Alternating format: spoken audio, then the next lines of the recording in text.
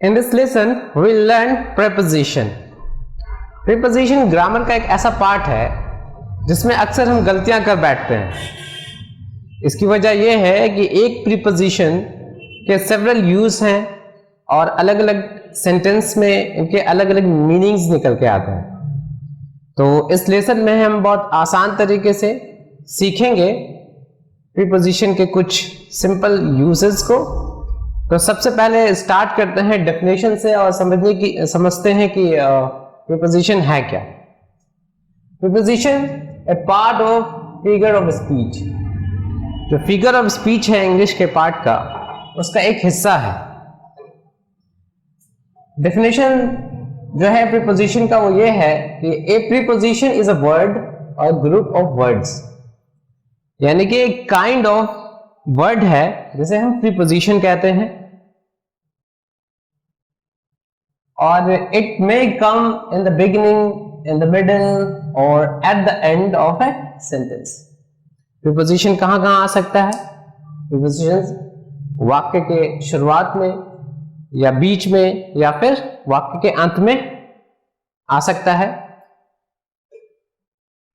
Preposition का सबसे बड़ा जो काम है वो ये है कि वाक्य में रिलेशनशिप को बताने की कोशिश करता है। ठीक है, try to establish relationship between subject and object. ये नाउन के पहले आता है, प्रोनाउन के पहले आता है या फ्रेजेस के पहले आते हैं। कुछ एग्जाम्पल है प्रीपोजिशन के: in, out, about, during, around, after, before. ये एग्जाम्पल्स हैं। ऐसे हंड्रेड्स ऑफ एग्जाम्पल हैं प्रीपोजिशन के इंग्लिश लैंग्वेज में, और बहुत सारे सिंगल वर्ड्स के प्रीपोजिशन हैं, बहुत सारे कंपाउंड हैं, वो हम फर्दर के लिए सीखेंगे।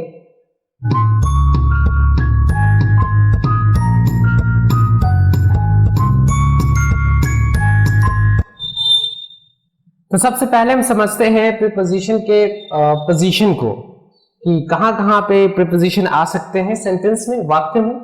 तो जैसा कि मैंने पहले बताया कि प्रीपोजिशन शुरू में भी आ सकते हैं, सेंटेंस के बीच में भी आ सकते हैं और एंड में भी आ सकते हैं। तो एग्जांपल से हम समझते हैं: about which subject people are discussing is stupidity. तो यहाँ प्रीपोजिशन अबाउट है जो वाक्य के यानी कि सेंटेंस के शुरू में है, इन द बिगिनिंग में। दूसरा सेंटेंस है: are you agree with me. The preposition is with coming in the middle of a sentence. And the last sentence is she loves being looked at.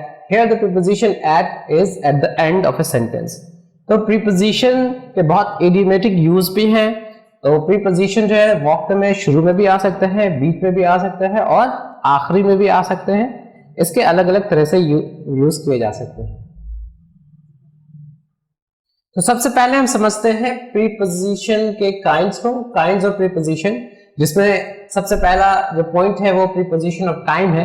तो प्रीपोजिशन ऑफ टाइम को हम समझने की कोशिश समझते हैं डेफिनेशन के जरिए और उसके एग्जाम्पल के साथ। It refers to a point in time. ऐसे वर्ड्स, ऐसे प्रीपोजिशन जो टाइम को रेफर करते हैं, या हम जब टाइम को रेफर करना चाहते हैं जुमला में, अपने वाक्य में, तो उस प्रीपोजिशन का इस्तेमाल करते हैं। इसमें कुछ एग्जाम्पल है: इन, एट, ऑन, टू, अनटिल। इसका इस्तेमाल हम लोग टाइम को रेफर करने के लिए करते हैं इंग्लिश वाक्य में, इंग्लिश सेंटेंसेस में। तो सबसे पहले हम समझते हैं use of in as a preposition of time. In का जो यूज है as a preposition of time कहाँ कहाँ होता है, किस जगह रेफर किया जाता है? Use it with parts of day, month और सीजन। किसी स्पेसिफिक डे के बारे में जो बताना हो, मंथ के सीजन को रेफर कर रहा हो, तब जो प्रीपोजिशन इन है उसका इस्तेमाल करते हैं। आइए एग्जांपल से समझते हैं। She meets her in morning. This is the parts of day, in the morning, in the evening. Okay, we use this. We take leaves in summer. This refers month in summer, in winter, okay, in fall. हम छुट्टी लेते हैं summer में, school की छुट्टियां होती है summer में, विंटर में, तो school gives leaves in summer, in winter. Further, I was born in December. here the in is referring to the month. तो दिसंबर में, नवंबर में, अक्टूबर में we use in at that place. Again, the World War I began in 1914. Here the year is being referred in 1914, in 1917 French Revolution took place in 1979 like this. अब हम at के इस्तेमाल को समझने की कोशिश करते हैं. at का हम as a preposition of time कहाँ इस्तेमाल कर सकते हैं? बिल्कुल सिंपल है.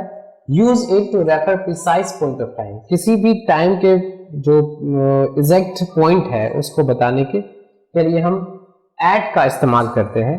अगर हमको किसी टाइम को बताना हो at 7 o'clock, at 9 p.m, at 8:30 p.m, we use at. Example से समझते हैं. रेखा गेट्स अप at 7 o'clock. रेखा 7 बजे उठती है. Here the 7 o'clock refers to point of time, exactly 7 o'clock. Okay. उसी तरह दूसरा एग्जाम्पल के साथ समझते हैं. The event took place at 9 p.m. जो इवेंट हुआ, जो घटना घटी वो 9 बजे घटी थी.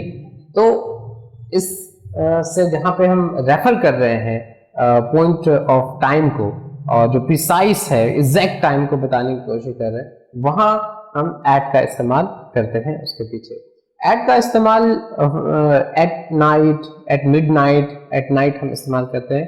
For example we meet him at night. We talk about some serious topic at midnight, like this. जो है हम लोग इस्तेमाल करते हैं क्या, राइट?